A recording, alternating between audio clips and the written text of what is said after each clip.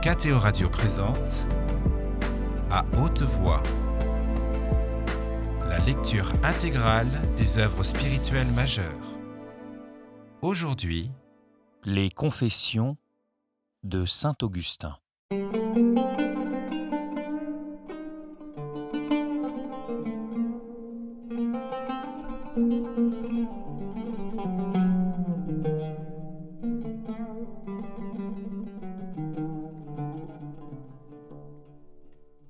Chapitre 6. Le récit de Pontitianus. Comment vous m'avez libéré des liens du désir charnel qui me tenait si étroitement prisonnier et de la servitude des besognes temporelles, je le raconterai. Je le confesserai pour votre gloire, ô Seigneur, mon appui et mon Rédempteur. Je poursuivais ma vie habituelle, mais dans une anxiété croissante. Tous les jours, je soupirais vers vous, je fréquentais votre église dans la mesure des loisirs que me laissaient les occupations qui m'accablaient et me faisaient gémir. Alypius se trouvait auprès de moi, libre de ses travaux de jurisconsulte, après avoir été assesseur pour la 3e fois. Il attendait à qui vendre de nouveau ses consultations, comme je vendais moi l'art de l'éloquence, si tant est que cet art puisse se transmettre par l'enseignement.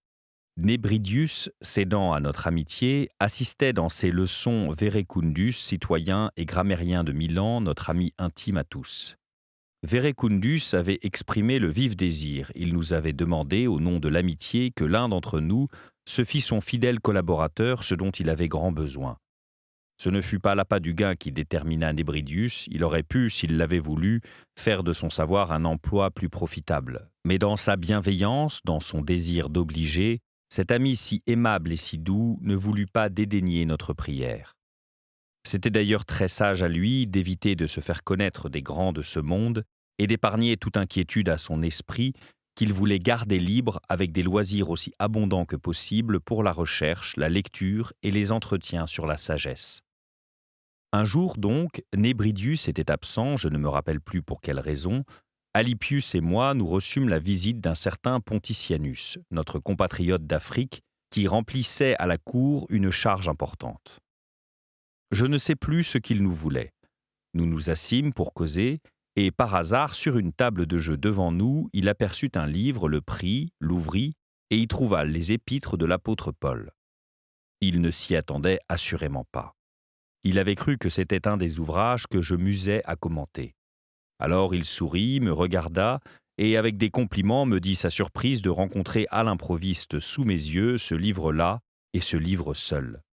C'était un fidèle chrétien qui se prosternait souvent à l'église devant vous, notre Dieu, en de fréquentes et longues prières. Quand je lui eus déclaré que les Écritures faisaient mon étude la plus attentive, la conversation s'engagea. Il nous parla d'Antoine, le moine égyptien, dont le nom avait aux yeux de vos serviteurs le plus vif éclat, mais que nous ignorions jusqu'à cet instant. L'ayant remarqué, il s'attarda à nous en parler, découvrant ce grand homme à notre ignorance, laquelle l'étonna.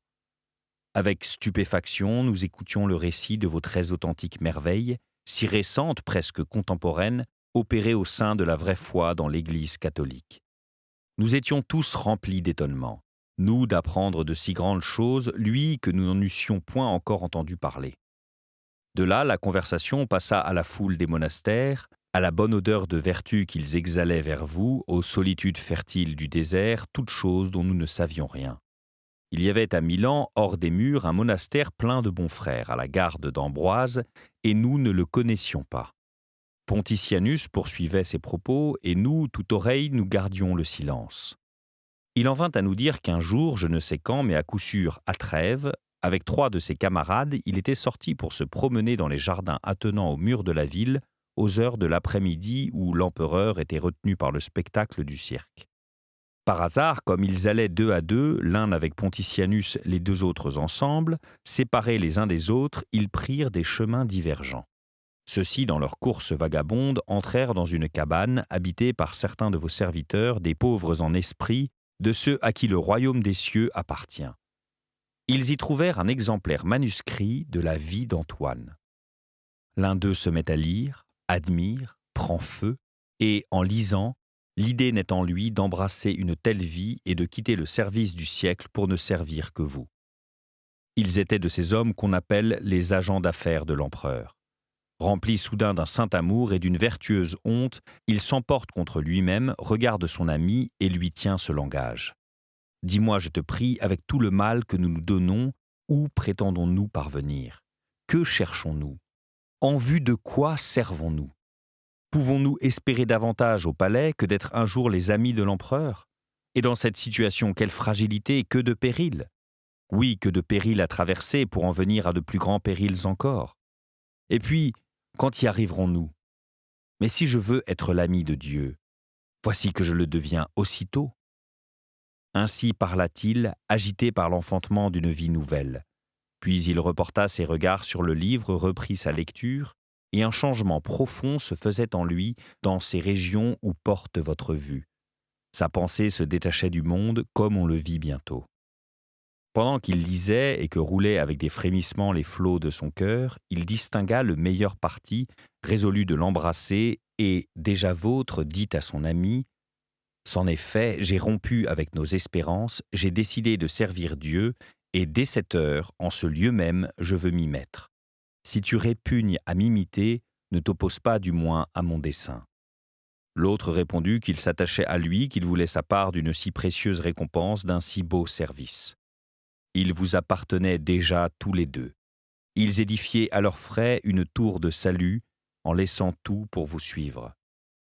À cet instant, Pontitianus et son ami, qui se promenaient dans d'autres parties des jardins, songèrent à les chercher.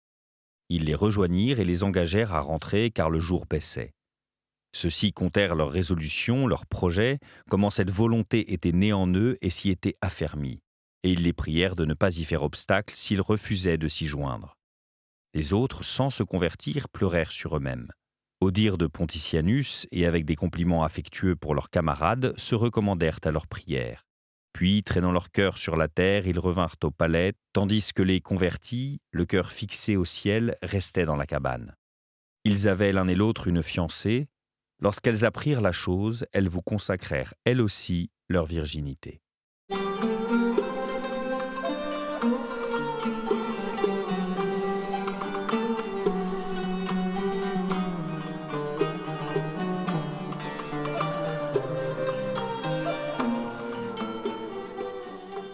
Chapitre 7. Trouble d'Augustin en écoutant Pontitianus. Voilà ce que me raconta Pontitianus. Et vous, Seigneur, pendant qu'il parlait, vous me rameniez à moi-même. Je m'étais détourné de moi pour ne pas me voir en face. Vous m'arrachiez à cette attitude, vous me placiez devant mon propre visage afin que je visse combien j'étais laid, contrefait, misérable, avec mes taches et mes ulcères. Je me voyais et je m'étais un objet d'horreur, mais impossible de fuir loin de moi-même. Si j'essayais de détourner de moi mon regard, Pontitianus poursuivait son récit, et vous me mettiez de nouveau devant moi-même, vous me teniez de face sous mes regards, afin de me faire découvrir et détester mon iniquité. Je la connaissais, mais je m'abandonnais à l'illusion, j'en repoussais la pensée, je l'oubliais. Mais alors, plus ardemment j'aimais ces jeunes hommes dont j'apprenais les salutaires dispositions pour s'en être remis entièrement à vous de leur guérison, plus je m'exécrais, plus je me détestais par comparaison.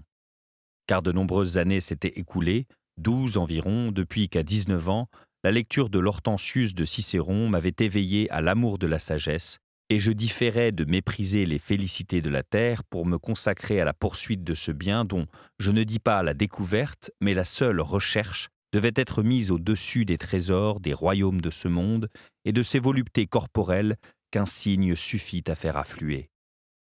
Adolescent pitoyable, oui, pitoyable dès le seuil de l'adolescence, je vous avais demandé la chasteté.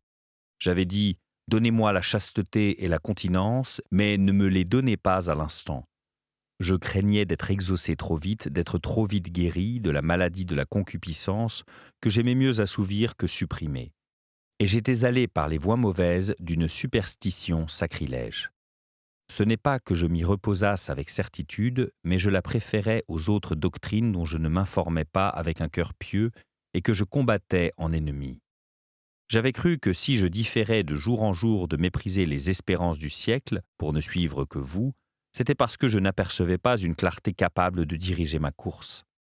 Mais il était arrivé le jour où je me voyais tout nu, en proie aux reproches de ma conscience. Où est ta langue ? Quoi ? Tu étais dans l'incertitude du vrai, et c'est pour cela, disais-tu, que tu refusais de rejeter ton fardeau de vanité ? Eh bien, maintenant, tu as la certitude et ton fardeau t'accable encore. Alors que d'autres qui ne se sont pas usés dans de telles recherches, qui n'ont pas médité 10 ans et plus sur ces problèmes, voient pousser des ailes sur leurs plus libres épaules. Ainsi, je me rongeais intérieurement. J'étais dévoré d'une violente, d'une horrible honte, tandis que Pontitianus tenait ses propos. La conversation terminée, il régla l'affaire qui avait motivé sa venue et se retira. Quant à moi, je me retirais en moi-même. Que ne me dis-je pas contre moi ? De quel coup ma pensée ne flagella-t-elle pas mon âme, afin de l'obliger à me suivre dans mes efforts pour vous joindre ? Elle résistait, refusait sans alléguer la moindre excuse. Tous les arguments étaient épuisés et réfutés. Il ne lui restait qu'une angoisse muette. Elle redoutait comme la mort d'être arrêtée et déviée de ce courant de l'habitude où elle se corrompait et mourait.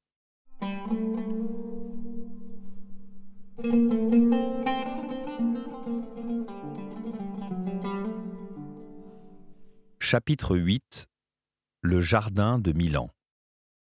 Alors, au milieu de ce puissant débat intérieur que je menais contre mon âme, dans cette chambre secrète qu'est notre cœur, je me jette, avec un visage aussi troublé que mon esprit, sur Alypius en m'écriant « Qu'attendons-nous ? Qu'est-ce donc ? As-tu entendu ? Des ignorants se lèvent et prennent le ciel de force, et nous, avec notre science sans cœur, voici que nous roulons dans la chair et le sang. Est-ce parce qu'ils nous ont devancés que nous rougissons de les suivre ? Ou plutôt que nous n'avons pas honte de ne pas même les suivre ? C'est à peu près ce que je lui dis, puis la violence de mon émotion m'arracha de lui. Il se taisait et me regardait avec stupéfaction, car mes paroles sonnaient d'un accent insolite. Plus que les mots que je prononçais, mon front, mes joues, mes yeux, mon teint, le ton de ma voix disaient l'état de mon âme. Il y avait dans notre logis un petit jardin. Nous en avions la jouissance, ainsi que de toute la maison, car notre hôte, le propriétaire, n'y demeurait pas. C'est là que m'avait entraîné l'agitation de mon cœur. Personne n'y pouvait gêner cette ardente querelle que je m'étais cherchée à moi-même, jusqu'à l'issue que vous connaissiez et non moi. Mais je délirais pour retrouver la raison, et je mourrais pour revivre. Je savais quel être mauvais j'étais, j'ignorais ce qu'un moment après j'allais devenir de bon. Je me retirai donc au jardin, et Alypius y vint sur mes pas.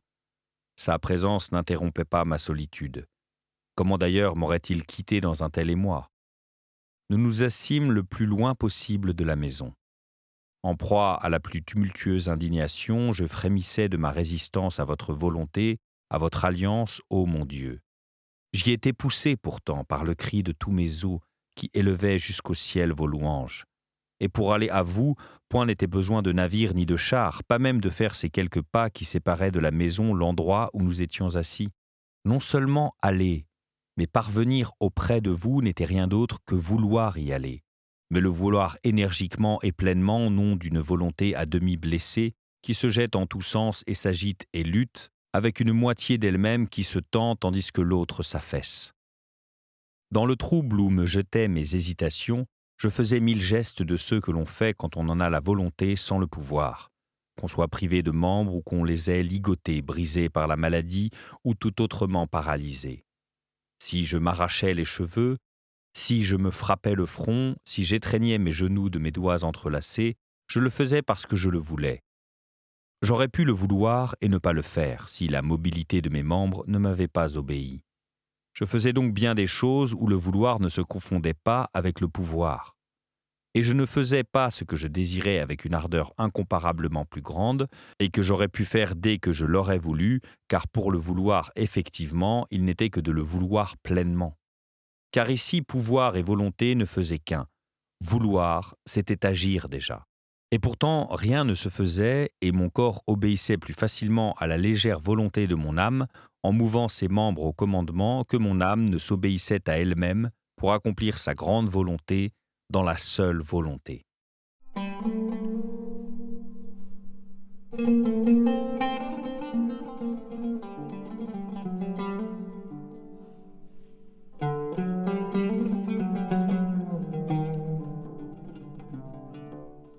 Chapitre 9.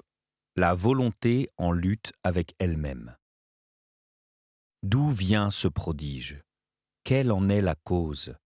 Que luise à mes yeux votre miséricorde que j'interroge, s'ils peuvent me répondre, les obscurs châtiments infligés aux hommes et les ténébreuses misères des fils d'Adam.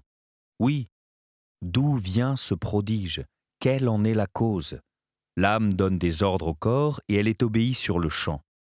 L'âme se donne à elle-même des ordres et elle se heurte à des résistances. L'âme donne l'ordre à la main de se mouvoir et c'est une opération si facile qu'à peine distingue-t-on l'ordre de son exécution. Et cependant l'âme est âme et la main est corps. L'âme donne à l'âme l'ordre de vouloir, l'une ne se distingue point de l'autre et pourtant elle n'agit pas. D'où vient ce prodige? Quelle en est la cause? Elle lui donne l'ordre, dis-je, de vouloir, elle ne le donnerait pas si elle ne le voulait pas, et ce qu'elle ordonne ne se fait pas. C'est qu'elle ne veut pas d'un vouloir total, et ainsi elle ne commande pas totalement. Elle ne commande que pour autant qu'elle veut, et pour autant qu'elle ne veut pas, ses ordres ne reçoivent point l'exécution, car c'est la volonté qui donne l'ordre d'être à une volonté qui n'est rien d'autre qu'elle-même. C'est pourquoi elle ne commande pas pleinement, et de là vient que ses ordres sont sans effet. Car si elle était dans sa plénitude, elle ne se commanderait pas d'être, elle serait déjà. Ce n'est donc pas un prodige de vouloir partiellement et partiellement de ne pas vouloir, c'est une maladie de l'âme. Celle-ci, soulevée par la vérité, mais entraînée par le poids de l'habitude, ne peut se mettre tout à fait debout. Il y a donc deux volontés, toutes deux incomplètes, et ce que l'une possède fait défaut à l'autre.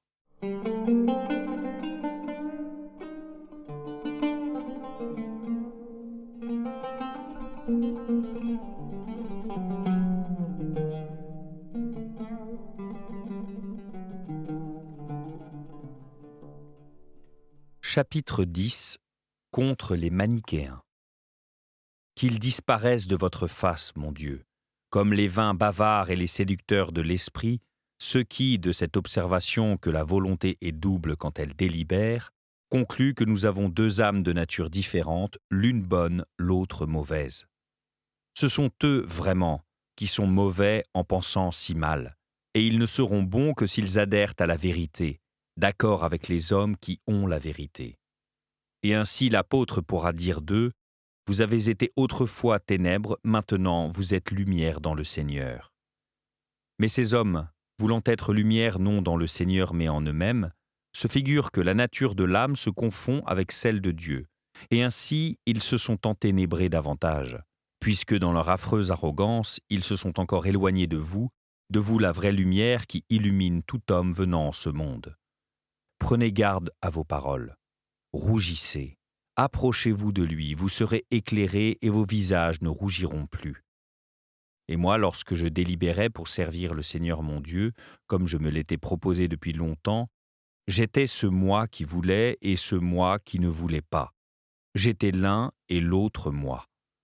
Ni je ne voulais pleinement, ni je ne refusais pleinement ma volonté. C'est pourquoi je luttais avec moi-même et j'étais déchiré intimement. Ce déchirement ne trahissait pas la présence en moi d'une âme étrangère, mais seulement un châtiment infligé à mon âme. Ce n'était pas moi qui me l'infligeais, mais ce qui habitait en moi, le péché, en expiation d'un péché commis plus librement, car j'étais un fils d'Adam. S'il y avait autant de natures contraires qu'il y a de volontés qui se combattent en nous, ce n'est pas deux natures que nous devrions admettre, mais plusieurs. Quelqu'un délibère-t-il pour savoir s'il se rendra à une de leurs réunions ou au théâtre? Les voilà bien, les deux natures, s'exclame-t-il, l'une bonne qui l'amène ici, l'autre mauvaise qui le pousse là-bas. Sinon, d'où viendrait cette hésitation de volontés opposées? Et moi, je les dis toutes deux mauvaises, celles qui mènent vers eux comme celles qui acheminent au théâtre. Eux, ils ne peuvent que tenir pour bonne celle qui conduit à nous. Quoi? Si l'un des nôtres délibère et, dans le conflit des deux volontés, flotte irrésolu entre deux parties, se rendra-t-il au théâtre ou bien à notre Église? Est-ce que nos philosophes n'hésiteront pas dans leurs réponses? Ou bien ils avoueront, ce qu'ils ne veulent pas, que c'est conduit par la volonté bonne que l'on se rend à notre Église, comme s'y rendent ceux qui sont liés par l'imprégnation des sacrements? Ou bien ils admettront deux natures mauvaises, deux âmes mauvaises aux prises dans un même homme. Et dès lors, il ne sera plus vrai de dire, comme ils le font, qu'il y a une nature bonne et une nature mauvaise.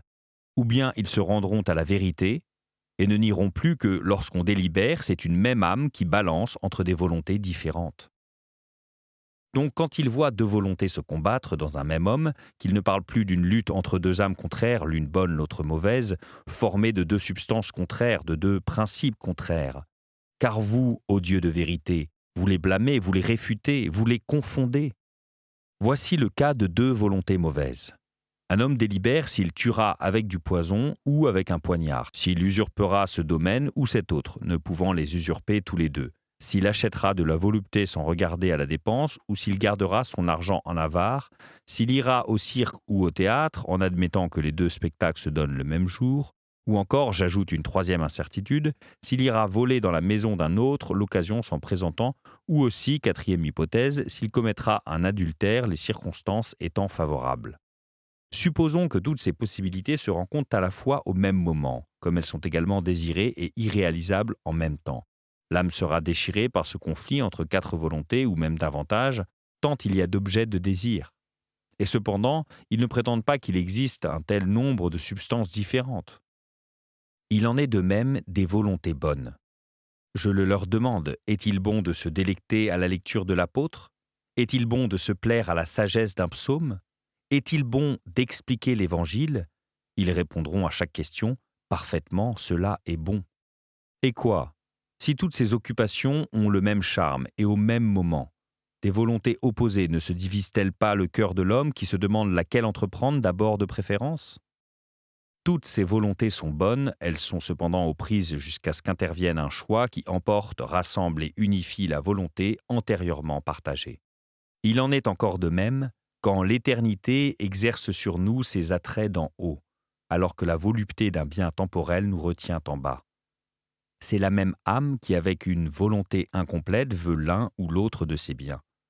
De là les terribles souffrances du déchirement. La vérité nous fait préférer l'un, mais l'habitude ne veut pas lâcher l'autre.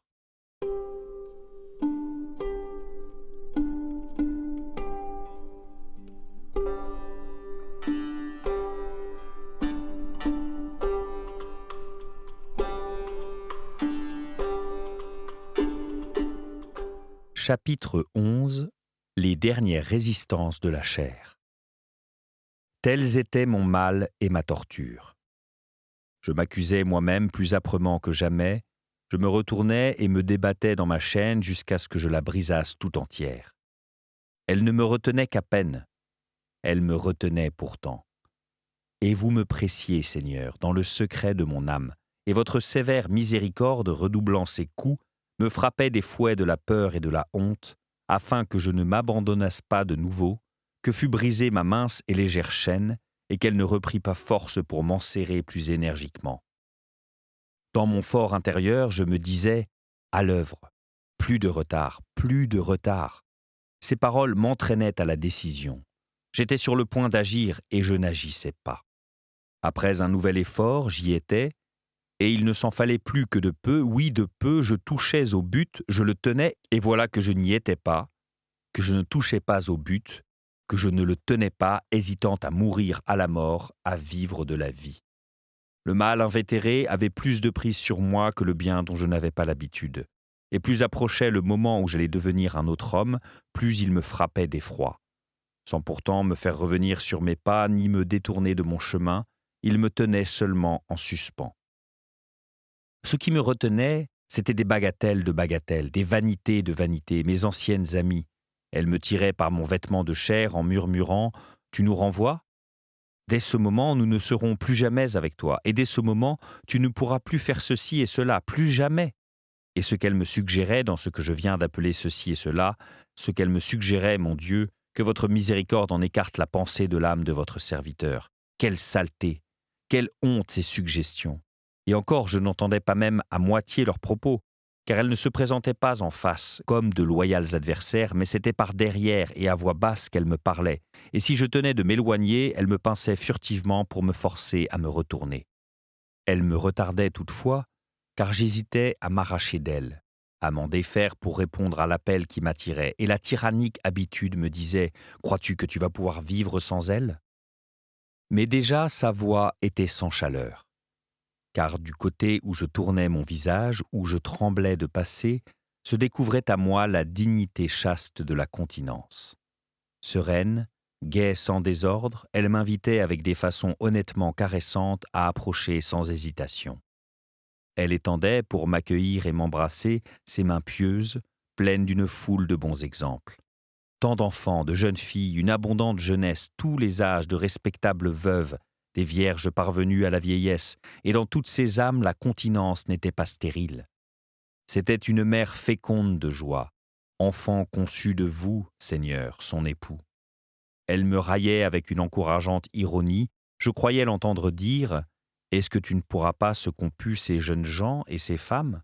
Les uns et les autres ont-ils trouvé cette force en eux-mêmes et non dans le Seigneur leur Dieu? C'est le Seigneur leur Dieu qui m'a donné à eux. Pourquoi t'appuyer sur toi-même et demeurer ainsi sans appui? Jette-toi en lui. N'aie pas peur, il ne se retirera pas. Il ne te laissera pas tomber. Jette-toi sans crainte. Il te recevra et te guérira. » J'étais plein de honte d'entendre encore le murmure des vanités, et l'hésitation me tenait en suspens. La voix reprit, elle semblait me dire « Sois sourd aux sollicitations impures de ta chair en ce monde, afin de la mortifier.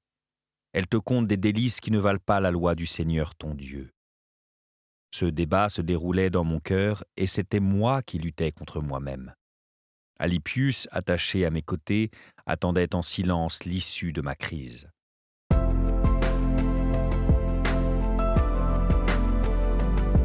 C'était À haute voix, une émission de KTO Radio.